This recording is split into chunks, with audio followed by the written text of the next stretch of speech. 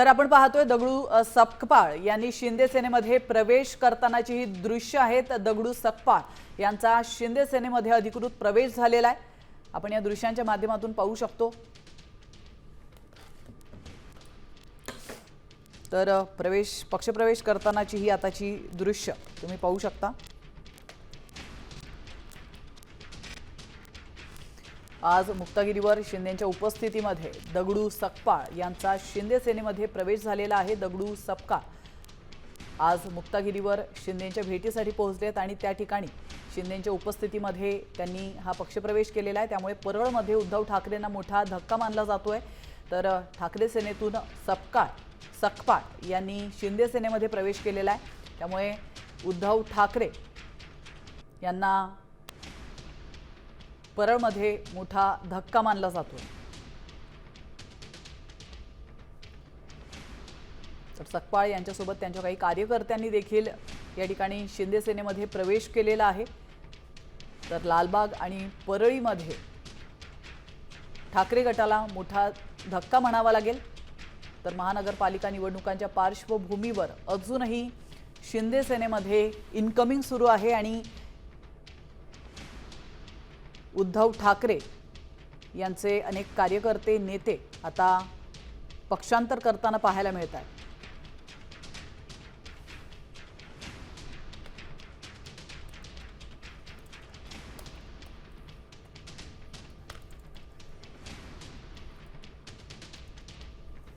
आपण या दृश्यांच्या माध्यमातून पाहू शकतो ठाकरे गटाचे दगडू सकपाळ हे आता शिंदे सेनेमध्ये यांनी प्रवेश केलेला आहे।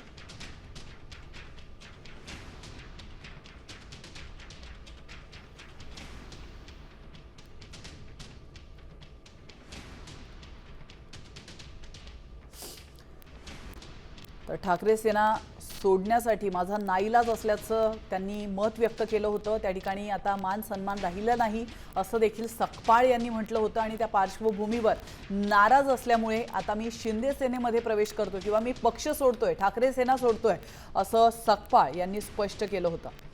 तर ठाकरेंची साथ का सोडली असा प्रश्न माध्यमांनी ज्यावेळेला सकपाळ यांना विचारला होता त्यांनी त्यावेळेला हे उत्तर दिलं होतं। ठाकरे यांना सोडण्याचा नाईलाज आहे, मान सन्मान त्या ठिकाणी आता राहिलेला नाहीये असं दगडू सकपाळ यांनी म्हटलंय। याविषयी अधिक माहिती देत आहेत रुपाली बडवे। रुपाली, आपण पाहतोय ठाकरेंचे खंदे कार्यकर्ते म्हणावे लागतील, नेते म्हणावे लागतील, दगडू सकपाळ यांनी आता शिंदे सेनेमध्ये प्रवेश केलेला आहे। त्याची ही दृश्य आपण पाहतोय, काय अधिक माहिती मिळते आहे? सेनेचे नेते दगडू सकपाळ यांनी खरं तर शिंदे सेनेमध्ये प्रवेश केलेला आहे।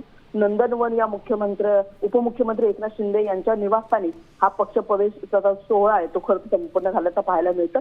मात्र आपण बघतोय की मागच्या काही दिवसांमध्ये महानगरपालिकेच्या या निवडणुकीच्या तोंडावरती अनेक जे कार्यकर्ते आहेत किंवा महत्वाचे पदाधिकारी आहेत त्यांनी सेनेची साथ सोडल्याचं पाहायला मिळतंय, ठाकरेंची साथ सोडल्याचं पाहायला मिळते। आणि त्याच्यामुळे दगडू सकपाळ यांचा सुद्धा हा जो पक्ष प्रवेश आहे तो महत्वाचा ठरतो आहे। कुठेतरी ठाकरेंना या निमित्ताने एक धक्का बसल्याचं सुद्धा सांगितलं जात आहे। आणि आपण पाहतो आहोत की ठाकरेंच्या गड फोटात कुठेतरी एकनाथ शिंदे यांना यश आल्याचं या ठिकाणी आपल्याला पाहायला मिळतंय।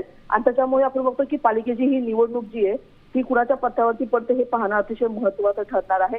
आपण पाहतो आहोत की मागच्या काही दिवसांमध्ये अनेक नेते असतील, अनेक कार्यकर्ते असतील, त्यांनी सुद्धा खरं तर शिंदेकडच्या सेनेमध्ये पक्ष प्रवेश केलेला होता आणि आता दगडू सकपाळ यांनी सुद्धा शिंदे सेनेमध्ये प्रवेश केलेला आहे। रुपाली, तुम्ही या संदर्भात तुमच्याकडून अधिक माहिती घ्यायची आहे, तुम्ही असेच थांबा आमच्या सोबत। दरम्यान संजय राऊत यांनी नेमकी या संदर्भात काय प्रतिक्रिया दिली आहे आपण ती आधी ऐकूयात। मी जाणते निष्ठावान जे असतात ते पक्षांतर करत नाहीत।